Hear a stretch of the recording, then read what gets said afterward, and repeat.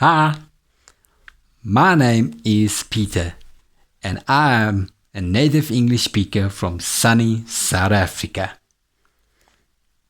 I've been teaching English for the past 4 years now, 1 being online and 3 in a class. My hobbies include playing guitar, playing sports, listening to music and watching movies. I also like to travel and traveled to 3 different countries.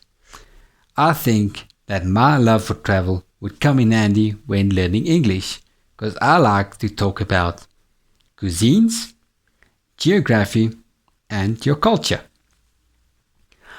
I know that learning a new language can be very difficult and very frustrating sometimes.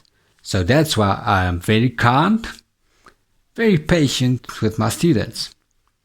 And I believe that my teaching focus is towards the individual's needs. So, if you would like me to help you improve your English and perfect your English skills, then I am here for you. So, hope to see you soon and chat to you soon. Bye!